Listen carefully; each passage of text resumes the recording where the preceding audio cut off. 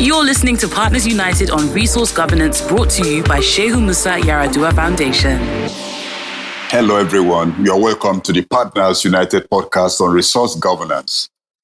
This is another episode in which we'll bring to you details concerning how our resources are governed and how communities interact with the resources and with those who are exploiting them. In today's episode, we are looking particularly at environmental justice for extractive communities. Now, you must have been heard about environmental justice being bandied about by many people. It just refers to a situation where those whose communities host resources don't get to have a just access to the resources, a just access to the benefits coming from those resources. But I'm jumping gun. We have a guest in the house who will do justice to this topic. His name is Ken Henshaw. Welcome, Ken Henshaw, to today's episode. Thank you very much for having me. Now, before we go deep into the conversation, I believe it would be useful for us to just define what we mean when we talk about environmental justice. And of course, today we're discussing with regard to extractive communities, which means mostly oil and gas communities, as well as communities where other resources are being extracted. So I would like you to be free to cite examples from wherever you would like to. But first of all, could you just help our listeners with the definition or how you would capture the meaning of environmental justice? Well, environmental justice is the right of people to live in an environment, an ecosystem that protects and respects their rights, their well-being, and the decency of their existence, and also provides for their livelihoods. That's what environmental justice is. People's right to live in an environment that is not only fair, but sustains their lives, promotes their well-being, and secures their future. Well, thank you for that very crisp definition. So I understand that this is environmental justice is actually very broad. Includes affirming the sacredness of of Mother Earth, or the environment itself, having respect, as you said, for the people who live in the environment, their right to have access to the resources that nature has given to them. Now, would you say that Nigerians in the extractive communities are enjoying environmental justice? And if not, why? Absolutely not. From the start of the extractive business in Nigeria, the business of oil extraction, this business has been conducted without any respect or reference to the indigenous people who occupy those territories and for the environment. So while the people of this region lived in harmony and one with nature, living off nature, living with nature, and living in the context of nature, when oil extraction came in, the only thing that was of focus or of interest was just unabated extraction, unabated extractivism. And this, of course, resulted in a situation where every nook and cranny of the Niger Delta, every land, every creek, every river, every swamp, every stream was prodded for any deposit of hydrocarbon that could be found in those places. In no part of this was any serious heed paid to the protection of the environment, the dignity of Mother Earth, or the dignity of the people who hold the earth, those lands in trust for generations yet unborn. And this reckless move towards extraction has resulted in unprecedented levels of pollution. From the 1950s, oil-producing communities in Nigeria have suffered massive ecological disaster. From oil spills that are regular and routine to gas flaring, that have become staple practice in the oil and gas extraction sector. There is no time, and I believe from the 1960s, that Nigeria, there is no active ongoing oil spill. There is simply no time. As I speak to you right now, there's an active oil spill going on somewhere in the Niger Delta region right this moment. As I speak to you right now, there are flares burning, polluting the environment and polluting the people going on as we speak at this exact moment. And so to the question of why are the people of the region suffering this level of environmental injustice is simple, because the government of Nigeria and its oil industry collaborators have simply refused to pay any heed or respect for the environment or for the people who live in the environment. Their only focus has been on extracting resources from that land and destroying the environment in the process of doing so. And so this is where we are in the Niger Delta. We live in an environment that has been totally denied of any kind of justice, an environment that has been desecrated, that has been destroyed, an environment where even the United Nations Environment Programme in 2011 pronounced may take up to 25 to 30 years to restore back to fruition, and may be the largest ecological remediation exercise ever embarked upon by man. This is the environment the people in the Niger Delta region live in. And oil and gas are still being extracted in the same terms, using the same reckless, technicalities to extract. It's still going on as we speak. Well, Kehenshaw, you've mentioned many things that should send our listeners worrying about if this level of damage is ongoing and has been going on for decades in the Niger Delta. What is the situation of the people who live in those communities? Their justice denied, dignity denied, massive ecological disasters, unprecedented harms. You said government pays no heed to the environment. And how are the people surviving? Well, of course, the people in the Niger Delta region are traditionally fisher folks and farmer folks. These are people who have traditionally depended on the rivers and the creeks to provide them with fishes and other forms of aquatic life to survive on. They have also depended on the land to provide them with sustenance through farming. This is their livelihood. With every single barrel of crude oil that is spilled into the river, the people lose their source of fishing. The crabs disappear, the shrimps disappear, the periwinkles disappear, and the fishes disappear. And so right now in the Niger Delta, we have got a situation where people who have for generations depended on fishing as their source of sustenance and livelihood out far into the sea to fish, and they return back with their boats empty without any catch. Fishing has basically become impossible. Fishing as a business, as a trade, as a vocation, can no longer sustain the people who live in the Niger Delta region. And the same also applies to farming. The people also depended extensively on farming, to survive.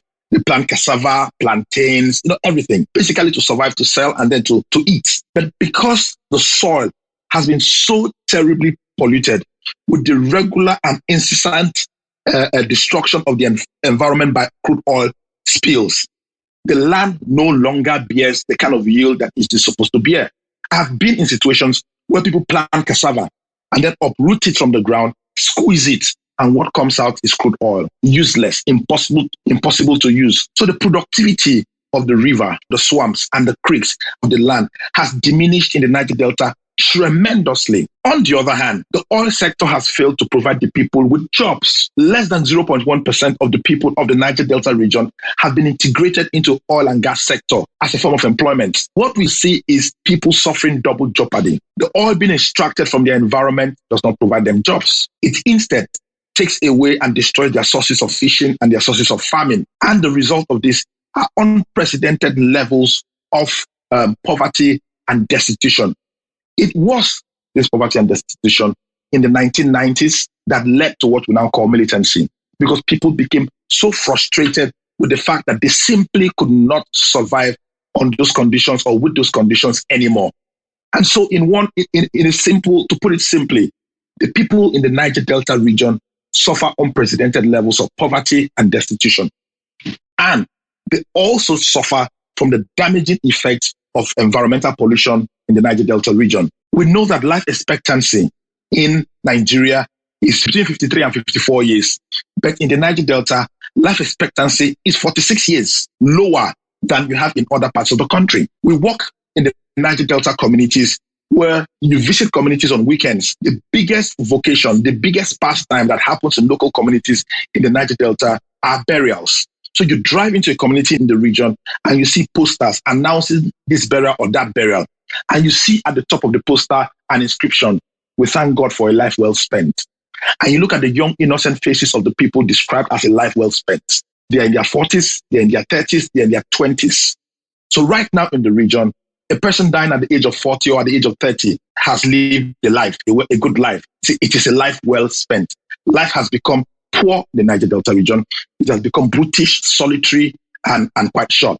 And this is the state of the people who live in that region. Henshaw, thank you for painting such a dreadful picture of life in the Niger Delta, of the level of poverty and destitution of fishers fishing without catching edible fish and farmers harvesting crops that are useless. Now, this brings to mind a new concept, a new crime that is being pushed and hopefully will become accepted in the International Criminal Court, the crime of ecocide. Recently, a team of lawyers defined ecocide as the unlawful or wanton acts committed with knowledge that there is a substantial likelihood of severe and widespread or long-term damage to the environment being caused by those acts. Now, if the crime of ecocide is accepted in the same level as genocide, as war crimes, as crimes against humanity, do you think this would be an incentive for extractive sector operators to behave differently? I do not think that establishing a framework which holds people accountable for environmental pollution willingly, knowing the consequences and going ahead to pollute the environment, I do not think that that framework should serve the purpose of only scaring extractive companies away and making them do the right thing. No, that's too limited. I think that environmental justice includes holding extractive companies accountable for the ecocide, the things they have done in the past, the wanton and reckless destruction of the environment, which they have done willingly, openly, and brazenly. I think that such a framework will serve the purpose of holding them not just accountable, okay, but ensuring that they take action, they carry out remedial activities to fix the ecological disaster they have caused in producing communities. Because it's not just enough in 2021 to tell oil companies, stop polluting. What happens to the over 6 decades of environmental pollution that hasn't been cleaned up?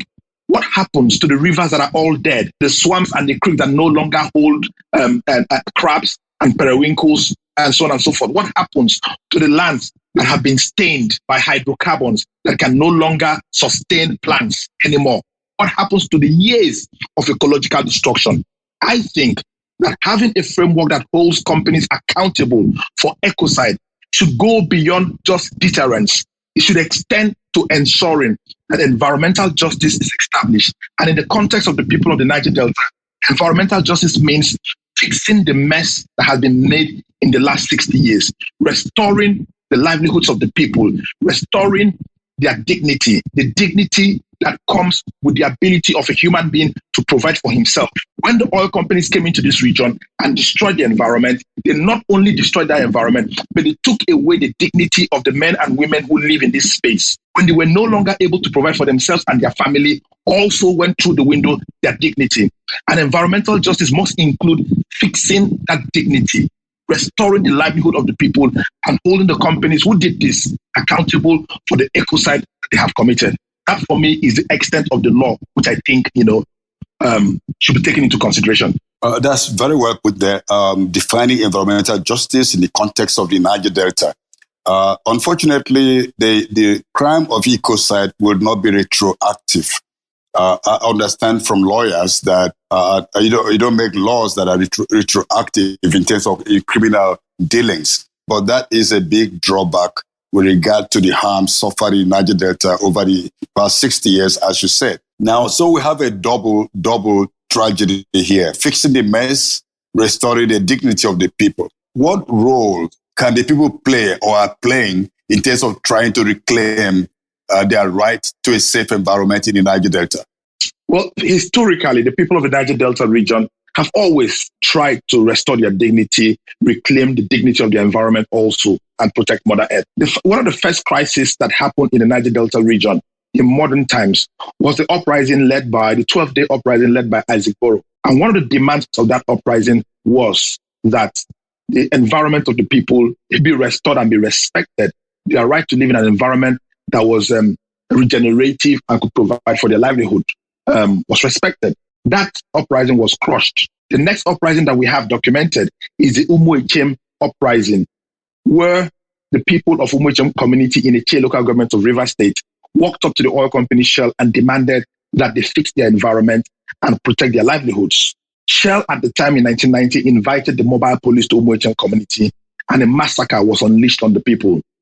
Hundreds of Umochen people were killed, burnt, and dumped in the Chokocho River. A panel of inquiry was set up in Rivers State by the Rivers State government to ascertain the circumstances of that event, and it held the Nigerian authorities responsible for that. Checks were issued as compensation to those families. They went to the bank and the checks bounced. Up till today, some of them still have those checks since 1990 up till today. The next attempt by the people of the Niger Delta region to seek ecological justice was the Ogoni, the movement for the survival of Ogoni people led by Ken Saro-Wiwa, demanding a fairer deal from the Nigerian state, demanding an end to the atrocious environmental practices of oil companies in the Niger Delta region. That movement was crushed violently by the Nigerian state. Ken Saro-Wiwa and 8 others were hung. Thousands of Ogonis were sent on exile. Many women were raped. Several persons were killed. I mean, there have been several instances every time that the people of the Niger Delta region rise up and demand a fairer deal, demand the respect of their environment, the protection and restoration of their livelihoods. They are violently crushed by a combination, an unholy wedlock between the corporates and the military, between oil companies and the Nigerian government. That unholy wedlock hangs like a specter, always hanging as a specter above the Niger Delta, like a shadow, always ready to descend.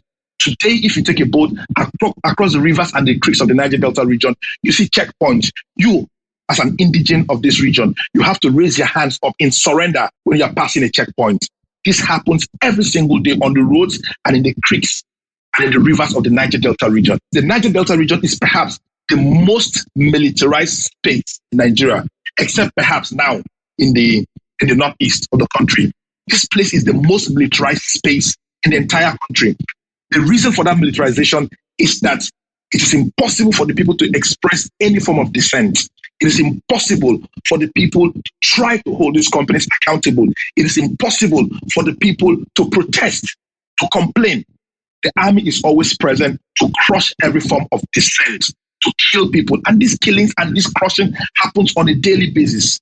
Again, the interest of the government has always been to protect the interests of oil companies and ensure the free and unhindered flow of hydrocarbons from the rivers, the creeks, and the lands of the Niger Delta region. It is for this reason that the people have totally lost faith in the judicial system in Nigeria. Don't forget that an atrocious activity such as gas flaring has gone on in the region for at least 60 years, and that the people of the Niger Delta region rose up and took the matter of gas flaring to a court, the Nigerian court. And that court in 2005 declared gas flaring illegal in Nigeria. It declared gas flaring as an infringement of the right of the people to life. Since that pronouncement was made, the oil company didn't blink an eye. The Nigerian government didn't appeal it. They didn't even bother enforcing that law of its own court. There was no bother about enforcing the court. It was simply ignored. And since 2005, when that judgment was gotten till today, gas flaring has continued till this moment that I speak. And because the people have lost confidence in the Nigerian judicial system, they have now taken their fight to the international space. On at least 2 or 3 different occasions, the people of the Niger Delta have taken cases to court in The Hague, demanding justice, the protection of the environment, remediation, demanding that the years of extraction, quantum reckless extraction and pollution be accounted for. And for me, it's a shame. It's a personal shame that people, the citizens of the Federal Republic of Nigeria, cannot depend on their own government to protect their interests, to respect their environment and protect that environment. But they need to go outside the country to seek justice. This is a very, very, very sad statement to make about a government whose responsibility is to provide for the welfare of the people. It's a sad statement to make, but unfortunately, it is also the truth. It is also the truth. The people of the Niger Delta region have always consistently fought to protect their environment. Right. So the people have been on the forefront of defending their environment, fighting for their rights, and they're meeting many roadblocks. Now, I would like to speak briefly to the fact of the militarization of the Niger Delta. Would you not think that this is done because the facilities really need protection, and this is why you have the military all over the place? I think that the major reason that the military is in the Niger Delta region, yes, of course, it is to protect oil facilities, to guard against the destruction of oil facilities and all that. And it's unfortunate because the destruction of oil facilities, the very start of the destruction of oil installations from way, way, way back, was an unavoidable descent into anarchy. it was avoidable. Some groups in the Niger Delta, when the government of Nigeria made it a staple, made it a practice, made it their routine to crush every single group that asked questions about the manner oil companies were conducting themselves in the region. When the federal government made it their responsibility to crush each of these groups to ensure that the oil companies operate recklessly without any accountability.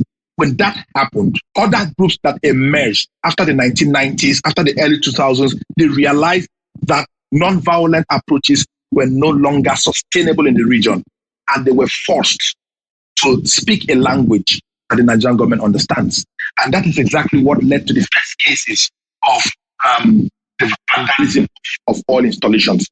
And the government will tell you that they have these forces in the Niger Delta region because they want to protect against oil theft in the region. This is criminal. The presence of the military in the Niger Delta region is not protect against oil theft by communities. Oil theft has always been there. In fact, former President Goodluck Jonathan said that Nigeria's oil is stolen at an industrial scale. He said that between 300,000 and 400,000 barrels of crude oil are stolen from Nigeria every day. Do you think it is local communities with 50-liter cans and 200-liter cans that are stealing 400,000 barrels of crude oil every 24 hours? No, certainly not. I wouldn't really like to stop you, but we have to begin to wrap up this conversation. And our listeners are wondering whether everything is so bleak and hopeless and more oil wells are being sought, more investment in that sector. What is going to happen to Nigerians? Now, I would just like you to take a wider look from the Nigeria and look at other African countries where extractive activities are going on. Do you think that we'll ever get to a point where people should be hopeful that things will be done differently? Briefly. No, I do not. I think that in Nigeria and in other African countries, the paradigms are essentially the same. All companies essentially operate in the same manner. I think that if oil companies are to be held accountable, that responsibility must be on the shoulders of a patriotic and focused government, either in Nigeria or in other African countries. I think that such government should be the ones that will not be blackmailed into believing that if environmental laws are enforced, oil extraction will stop and the countries will go broke. Because this is the blackmail that oil companies have always dished out. This is the same blackmail they used, in flaring gas for decades in Nigeria. They kept telling the Nigerian government that if gas flaring stops, oil extraction will stop, revenues will decline, dwindle, and finally disappear. That's the blackmail. So if we must stop this reckless extraction going on, we need to have governments in Africa that are focused and patriotic enough to look the oil companies eyeball to eyeball and tell them enough is enough. To either operate based on a respect for the dignity of the people, for the dignity of the planet, the dignity of the land and the seas, and the ecological justice. Either you operate within the confines of this respect, or you pack up and leave. That is the only time that we will be able to see this business of oil done in a manner that respects people, respects the environment, and protects the sources of livelihood of people. But of course, we all know that whether we like it or not, the business of oil extraction is coming to an end. And like I always say, the Stone Age did not come to an end because the world ran out of stone. The age of oil will come to an end, whether we like it or not. And I think that for indigenous people in Africa, this is the time to start holding oil companies accountable, not for the resources they have taken out of the earth, but for the damages that they have made in the entire communities where they operate. It is time to start demanding their governments put pressure on these oil companies to remediate the years of environmental harm they have done. This is what I think needs to be done. Thank you so much, Ken Henshaw. That's where we wrap it up today. Thank you so much, listeners, for being a part of this podcast. And Ken has just thrown a challenge on all of us, not just in Nigeria, not just in the Niger Delta, but across the continent of Africa and the whole world. This is a time to shift away from dirty energy, from destructive extraction, and to work in a way that we can enjoy the environment in harmony with citizens who live in the particular areas, and also considering that the planet belongs to all of us. Thank you so much. We'll meet you again next time. Please visit partnersunited.org to join the conversation on environmental justice. To report any issues that have threatened your environment, please visit www.reports.nhrc.gov.ng or blow the whistle at www.reports.corruption.org. You can also visit homef.org for useful advocacy resources on climate change, food systems, freshwater ecosystem, and other socio-ecological issues.